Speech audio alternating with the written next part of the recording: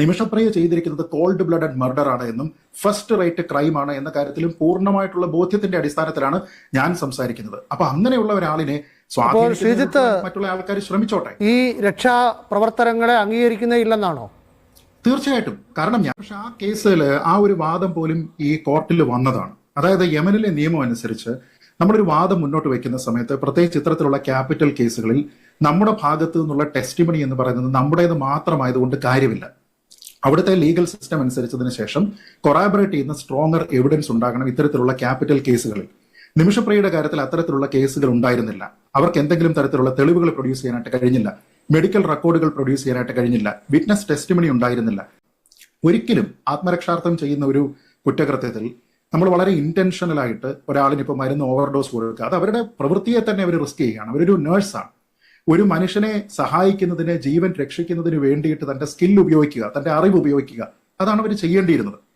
പക്ഷെ അവിടെ എത്രത്തോളം മരുന്നാണ് ഒരാളിന് ഫെയ്റ്റലായി മാറാവുന്നത് എന്നതിനെ പറ്റി കൃത്യമായ ബോധ്യമുള്ള ഒരാൾ, അത് വലിയ കൂടിയ അളവിൽ ഒരു മനുഷ്യനെ, അതും ഈ ഇഞ്ചക്ഷൻ എടുക്കാനായിട്ട് ഒരുപക്ഷെ വഴങ്ങിയ ഒരു മനുഷ്യനെ അത് ഇഞ്ചക്ട് ചെയ്യുന്നു, മരണം ഉറപ്പിക്കുന്നു.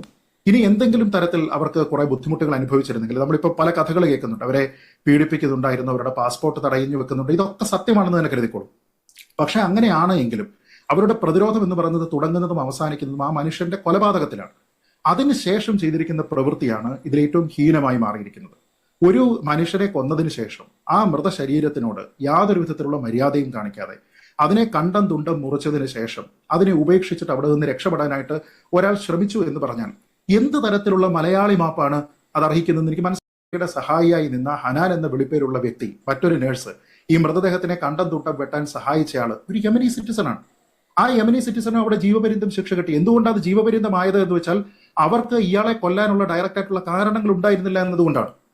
എന്ന് വെച്ചാൽ ആ സ്റ്റേറ്റ്ലെസ് ആയ രാജ്യമാണെന്നോ ലോലെസ് ആയ രാജ്യമാണെന്നൊക്കെ ഒരു പക്ഷേ നമ്മൾ ഒരു ഭാഗത്ത് പറയുമ്പോഴും ആ കോടതിയിൽ ചോദിച്ചിരിക്കുന്ന ചോദ്യങ്ങളൊക്കെ തന്നെ ന്യായമാണ്. അപ്പോൾ മനുഷ്യരെ രക്ഷിക്കാനുള്ള ദൗത്യമുള്ള ഒരു വ്യക്തി, അറിഞ്ഞുകൊണ്ട് മരുന്ന് ഓവർഡോസ് ഉപയോഗിച്ച ഒരു വ്യക്തി, ആ ബോഡി ഡിസ്മെമ്പർ ചെയ്തിരിക്കുന്ന ഒരു വ്യക്തി, അത് ആൾക്കാർക്ക് വെള്ളം കുടിക്കേണ്ടുന്ന വാട്ടർ ടാങ്കിൽ ഉപേക്ഷിച്ചിരിക്കുന്ന ഒരു വ്യക്തി, എന്നിട്ട് അവിടെ നിന്ന് കടന്നു പോകുക എന്ന് പറയുന്ന രീതിയിലത്തേക്ക് പ്രവർത്തിച്ചിരിക്കുന്ന